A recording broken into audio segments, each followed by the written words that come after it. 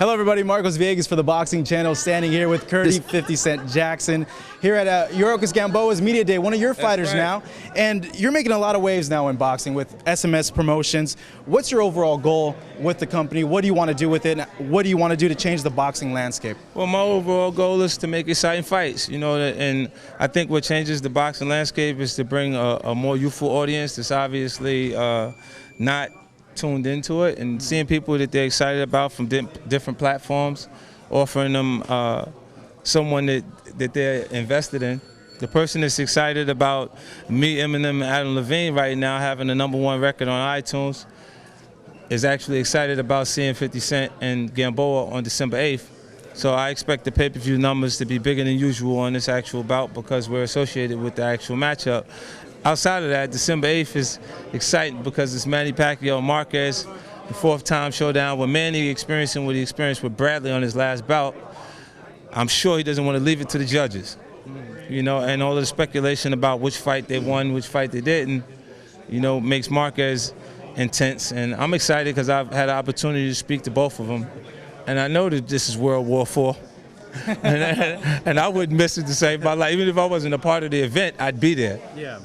Speaking, you said spoken to both Marquez and Pacquiao. How did you and Pacquiao start that relationship? How did that all come about? Well, it initially started with communications about trying to create the Mayweather Pacquiao fight, and I'm glad it happened. It was supposed to happen that way, because I've been able to raise $200 million for my film production company. I've been able to raise $100 million to start the conversations between Floyd Mayweather and Manny Pacquiao.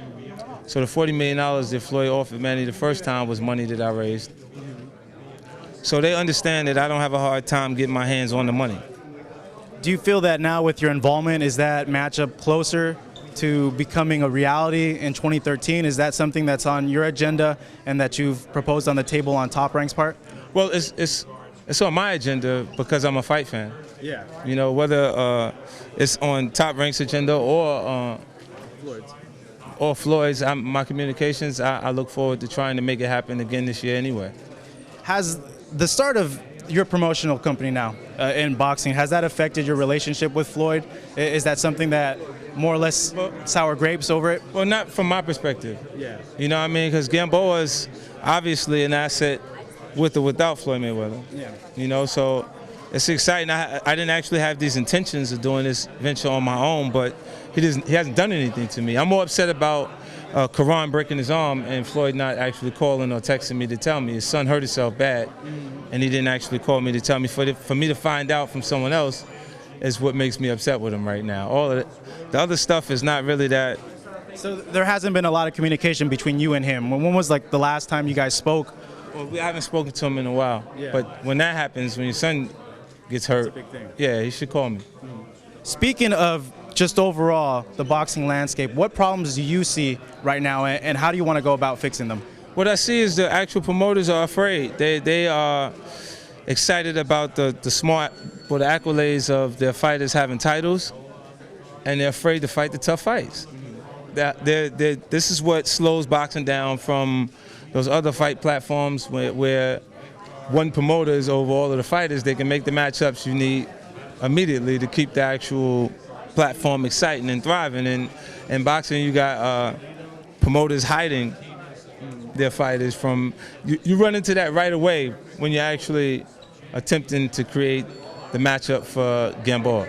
You already encountered that problem? Right, because they're actually afraid to fight Gamboa. They understand the talent level. Who's they? A lot of the actual fighters that we approached, the promoters initially, oh yeah, I'm sure. What's the date? And okay, where you want to do it? Yeah. And who? Oh no, that's a tough fight. That's a different thing. That's a different idea there. They hit Gamboa. It's a whole different story. So when you seen that 2 and 3 times in the actual weight classes, it's like when they actually calm down and decide, you know what, I will do it. It's about the finances involved. Talk to me a little bit about the finances. I know the reason why you broke off and started at SMS was due to the fact money overpaying fighters with Floyd. Is that true? And if you can, tell me a little bit about that, because not many people know about that. Yeah, it's not a dispute. It's him making the decision to not put up his half of the actual money. It's fine. You know, he can go do what makes him happy for the moment. Like, he's kind of trapped in a regimen of fight, get the money, spend the money, fight. Fight, get the money, spend the money, fight. You know, there's no investments, no income from anywhere outside of him fighting. You know, so I look forward to having him be involved in situations where he can continuously have income, so he doesn't run into what so often fighters run into at the end of the career, not having any financial support or money around. It's going to be an interesting next few years with you involved in the boxing game. As always, thank you very much. It's Marcos Villegas for the Boxing Channel.